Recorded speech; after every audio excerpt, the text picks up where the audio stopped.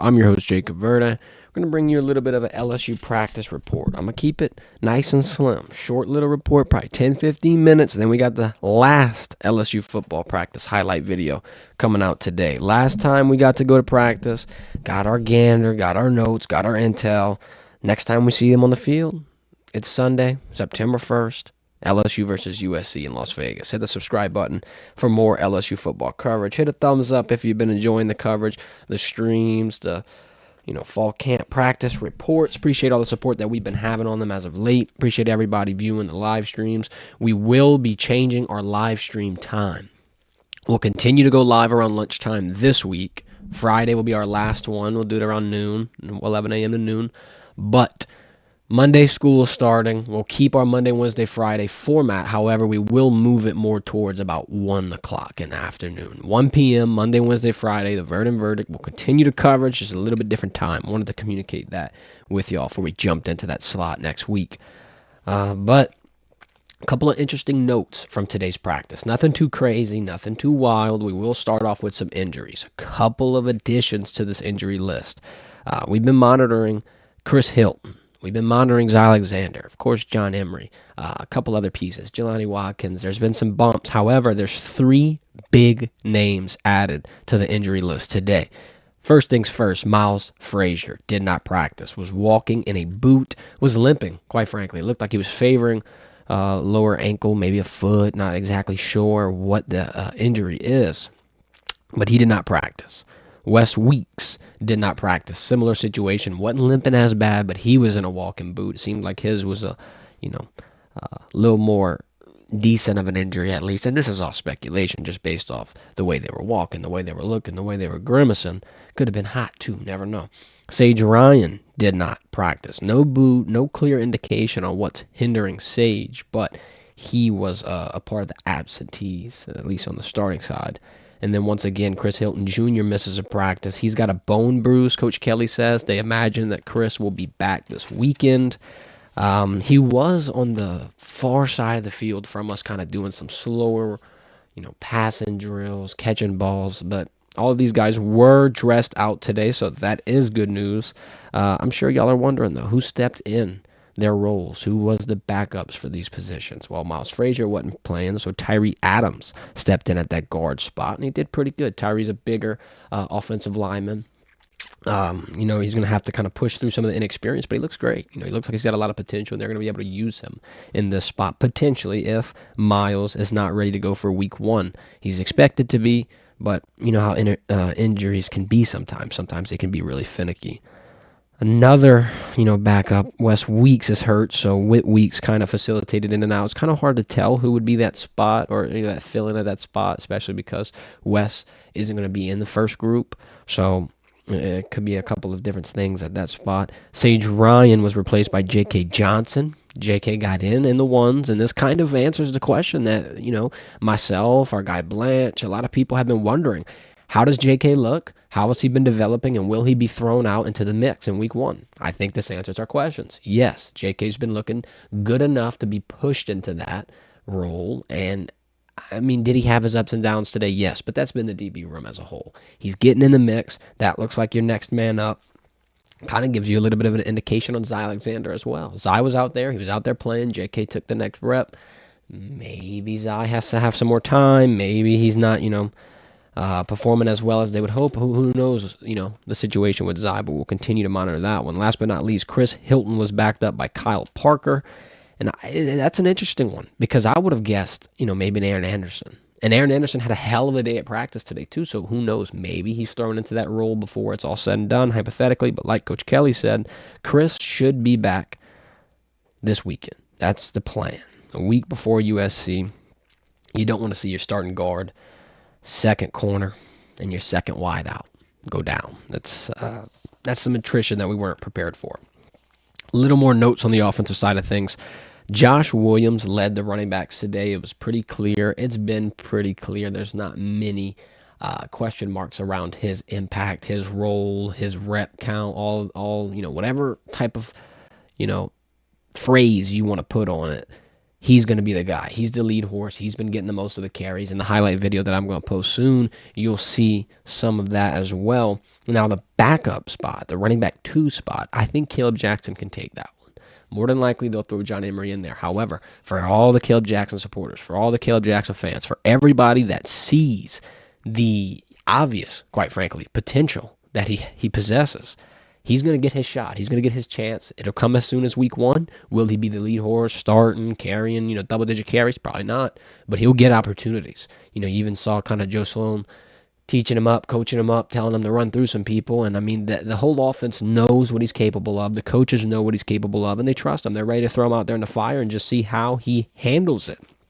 I think, he'll be a great addition to this running back room, and I think that they'll be able to use a bunch of different pieces, especially if their plan is to bully ball USC and take advantage of an undersized matchup potentially.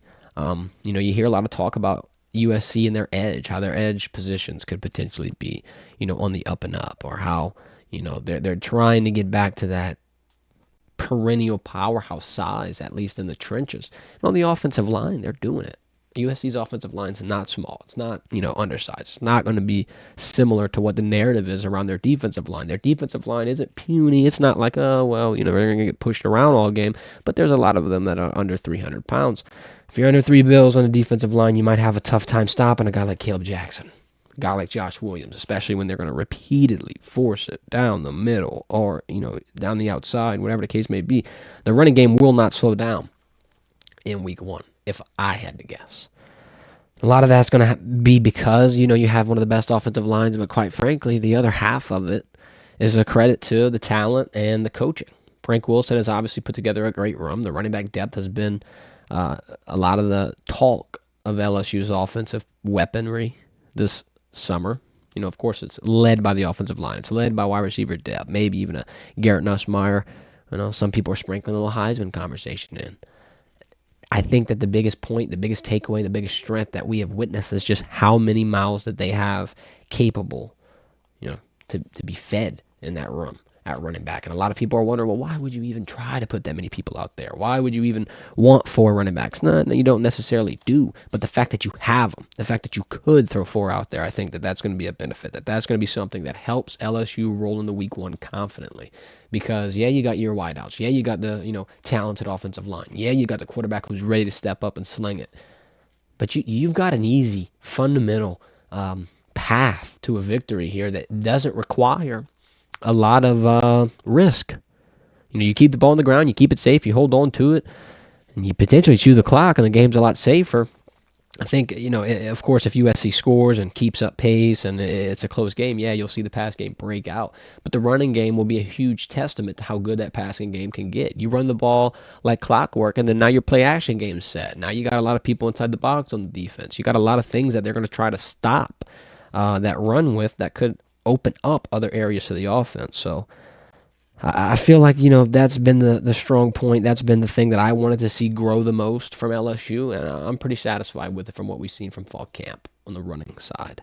The passing side, the quarterbacks, the backups, all this type of thing, it's really not clear yet who your backup is. I'm leaning it's Ricky Collins. It seems like it's Ricky Collins. They've thrown him out there in the twos a lot. He's gotten a little more reps than AJ if you had to try to count and compare. But Coach Kelly said it himself. There was a little bit of a slump in the quarterback play. Their mindset wasn't aligned with, what it needed to be. A lot of people were kind of just down in the dumps that they were the second option, that they weren't the guy, that they weren't going to have a shot to be the starter. However, the mindset, according to Coach Kelly, and I agree, it has to be that you're the 2. That's fine. Just, be it as it may. Be ready for your opportunity. Be ready to, get your guys on the same page. You still have a chance as number 2. I mean, obviously, it's not the biggest chance. It's not the chance that a lot of people wanted. But it's something. And I don't think, beating yourself up about it is going to do you any justice. Really, what you're going to have to do is just play the hand that you're dealt. And in Ricky Collins' situation, let's dial it back to his recruitment. He commits to Purdue. He flips. He comes to LSU. He sits a year, gets to watch Jaden Daniels win a Heisman, gets a lot of trust within the coaching system that inevitably leads him to be QB2 undecidedly. I mean, I know they still have to make the decision officially, but it looks like that's the way it's trending. It's kind of a similar path to what a Garrett Nussmeier went under, and it's kind of, it's kind of like depicting the path of development at the quarterback spot that LSU's coaching staff has had. This will be the third quarterback, Ricky, to kind of step into that role, to kind of not necessarily wait his turn because Jaden didn't, but Jaden had to go through the trials and tribulations of winning a quarterback competition, getting scrutinized throughout the entire first year on if he's going to be the guy. Obviously, he gets banged up. Nussmeier goes in the SEC title game, lets it eat, throws for 300. There wasn't many questions on whether or not Jaden would be the starter. All that really had to be done was he came back, pulled himself out of the draft, or not out of the draft, but just didn't make that decision, came back to LSU, upped his stock. That developmental plan was, executed to a T. Now here comes Garrett Nussmeier. Could have transferred. Could have had, another opportunity at another school. Stays, waits, gets his time. Now his development will be able to be open to the entire world to see. Same thing for Ricky Collins. You have an opportunity to develop under now your second potential starting NFL quarterback in Garrett Nussmeier. You did it under Jaden Daniels. Now you can do it under Garrett Nussmeier. Joe Sloan and company obviously see something in you. I think Ricky Collins' clear path to success, at least, or to hitting his potential would be to just sit there and wait. If you're the QB2, absorb all the knowledge you can. Of course, Bryce Underwood's coming in next season. Everyone's taking for granted Bryce Underwood's starting instantly.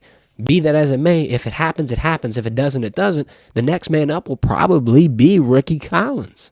And if it's not, maybe it's Kylan Hurley, maybe it's this, maybe it's that. But my point is, the QB2 in this spot today has an opportunity next year like Garrett Nussmeier had when Jaden Daniels left. There's a big chance that Garrett Nussmeier succeeds, goes to the draft, gets his name called, and plays football on Sundays. If that happens, whoever is in this quarterback 2 spot right now needs to get the mindset right because they're probably going to be the next guy.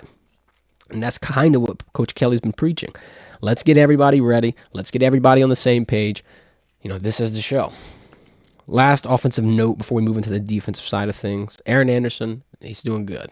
We kind of mentioned that Kyle Parker was Chris Hilton's backup. I wouldn't be surprised to see Aaron Anderson run away with that when it's all said and done. He's had his time at LSU to kind of sit there and get through the injury bug. Get accustomed to the scheme, learn the playbook, whatever you have to do getting into a new squad. Aaron Anderson has had ample time to do it. And from what I've seen in spring camp and fall camp, it looks like he's done it. Looks like he's ready. Looks like he's gelled into the system. And it looks like the coaches are kind of just big-eyed around him, ready to throw him in a scheme, ready to throw him, whether it be special teams, whether it be the short field, or whether it even be in a damn wide spot. Whenever your wide receiver 2 goes down, you supplement him in, and he gets 2 big, deep catches. I know Aaron's probably going to see most of his reps at special teams, and same thing for Xavier Thomas, but I can say this about Aaron, and I can say this about Zay. They're kind of both similar in this regard. They have insane upside, and hypothetically, we're seeing Chris Hilton with a bone bruise before the season even starts. Let's say hypothetically we go down the road and you lose a major wide receiver, you lose a Kyron Lacy. God forbid, but you lose him, you lose CJ, you lose Chris, you lose somebody. You've got enough pieces in guys like Aaron, in guys like Zay, even Kyle Parker to be able to just next man up, stem and replace. Yeah, you might see a drop in production, but for the most part, this wide receiver room might be the best in the SEC. And I don't want to jump the gun. And I don't want to make a asinine take right here before the season starts and shoot ourselves in the foot. But it's hard to say otherwise. We've seen several pieces get swapped in and out and succeed in this offense. We've seen the tight ends run wild all over the place. And there's obviously room for a huge aerial attack. There's obviously room for a lot of pieces to be able to get implemented into the scheme. And I think, with the quarterback being Garrett Nussmeier, with him being a gunslinger, with him favoring the pass, there's going to be a lot of rotations in this wide receiver room. Your first group is obviously Kyron, Chris, and CJ, and they're phenomenal. And I always say, they're all wide receiver 1 caliber players. You don't got a wide receiver 1, 2, and 3. You got a wide receiver 1, 1, and 1. Your second group, it's going to be Kyle Parker, Zay Thomas, Aaron Anderson. Those 3 people could get plugged and played into the starting role at any point. And I don't want to say find me a team that has 2 rotations worth of starters because you might be able to find me a couple. You can't find me more than 5. So I would say LSU has the top 5 wide receiver room in the country. Maybe top O-line. Maybe top 5 quarterback. Maybe top 5 running back room. They've got potential. This offense has a lot of potential. You've got the man, Joe Sloan, in between the lines, so to speak, calling the plays, getting everybody in the assignment, and I don't think you're going to see a big drop. I don't think you're going to see a big drop in production. I mean, yeah, you lose your coordinator. Yeah, you lose Jaden Daniels. You lose Malik. You lose Brian. You lose a lot of pieces. That's football. That's college football especially. LSU has always had turnover at skill positions, has always had turnover in general. It's one of the more prevalent programs with NFL players. I mean, Georgia, Alabama, LSU, Ohio State, they all have been on that same grind. Get a lot of talent, lose it, and get it right back. I don't think this year is going to be anything different. Real quick, I'll give you a defensive update. Hey, look, we're past, we said 15 minutes. We're already at 16 here. We've been kind of going extended for y'all. Defense, though, Jacoby Guillory's been working hard. It's been really cool to watch him grow. Obviously, he came on the show. Got a W over him in Madden, but hey, I won't brag on it. He's been looking good. His mindset's been good, and I think, this year for him, I'm not going to say do or die because I don't see a Jacoby and Guillory, his career being hurt by a year, but his upside is insane. His potential for this season to be life-changing is insane. And the same thing for Savion Jones. They're both in a year where they could completely change the narrative around LSU's defensive line specifically, and they might be able to push themselves into a top, 2 to 3 round range when, quite frankly, not a lot of people would have expected it. Same thing for last year. Not a lot of people would have expected that many defensive linemen getting drafted. Guess what? The talent is there. Bo Davis recognizes it. Bo Davis has seen it. Jacoby Guillory's grown leaps and bounds. He looks physical. Another player that I'm going to throw out there, Sean Washington. Phenomenal athlete. And I think it's going to be hard to keep him off the field. Your defensive line room at first, everyone was like, man, what's happening? Is this, going to be a room that we can count on? To flash forward, a week before week one, they're looking like they've bought in. They're looking like they're gelled. And I think that the defensive line room might be the jewel in the crown, so to speak, for LSU's defense. Another note that we've had from the defense, Coach Kelly was saying they've had a hard time blocking Harold Perkins. He's been in at the inside. He's been the will backer. And that's good news. Of course, Brian Kelly's going to praise Harold. And, of course, they're not going to go out there and say, damn, Harold's having trouble. But he's simply not. And I think even if he was, there would be some different coach speak, this, that, and the third. But the fact that you have one of the best offensive lines in the country and you're having trouble guarding Harold Perkins, get ready. Get ready, because this is the spot that they thought he would succeed in, that they thought he was fit for, and it's looking like it's coming to fruition. I always say, I know it. Everyone's got their own opinion, and that's fine. That's why we love forums and spaces like this. We get to speak our piece and all this type of stuff. But the fact of the matter is the coaches, 9 times out of 10 at least, whether it be Blake Baker, whether it be whoever made the decision, Brian Kelly, hell, it could be Harold Perkins, family. They obviously saw the big picture before we all got into it. We're looking at game film. We're looking at Harold Perkins sacking, and it's obviously good. We love it, and we love the big plays. And last year, he didn't have as much of a productive season, and that was because of where they put him. And a lot of people's first reaction was, take him out, put him back where he was. No. Sometimes you just got to go through the mud. Sometimes you just got to grind. Sometimes you just got to honestly lose and just learn. Don't be afraid to stick your neck out and fail. Don't be afraid to try something new and fail. You're going to be better for it. Harold Perkins is now better for it. If he has to go outside and get a quarterback, he will. But now he can stay inside playing coverage, be a damn problem, and not be able to be blocked by one of the best offensive lines, and find his footing, find his role, find his consistency. And running to the quarterback all the time is exciting. Yeah, sure. I love it. I'd love to see Harold Perkins get 10 sacks, get a forced fumble, this, that, and the other.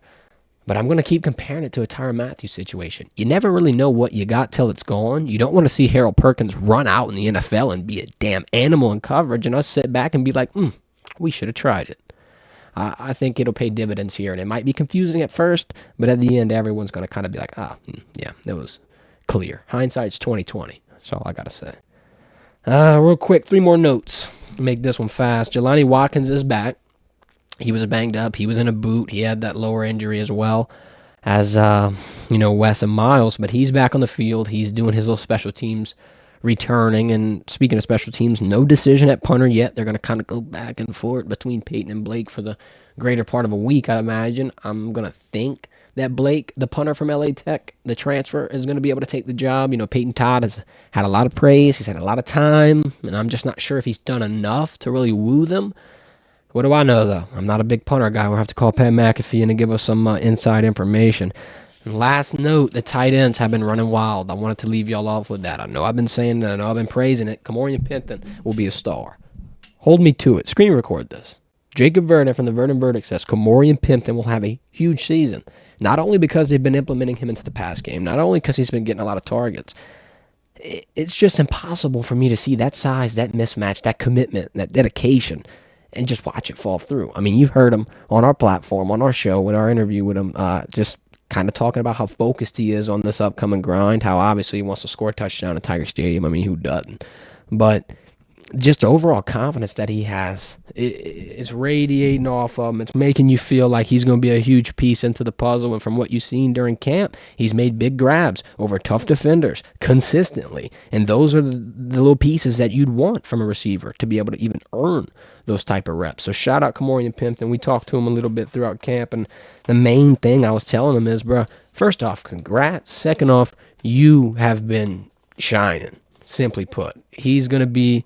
we gave our offensive MVP on Friday's stream. I gave it to Kyron Lacey. It was damn hard not to give it to him. It was honorable mention. I think he could be one of the bigger impact players going forward. Well, I'm going to wrap it up here. I'm going to go upload our highlights right now. I appreciate everybody who's in the stream right now. It means a lot. Thank you for the support. Y'all hit a thumbs up before y'all head out. Hit a subscribe button. We'll be live Monday, Wednesday, Friday, starting next week at 1 p.m. That's the new show time. We're keeping it consistent throughout the entire season. It's the Verdin Verdict takeover. We told you. Now we just got to let it happen.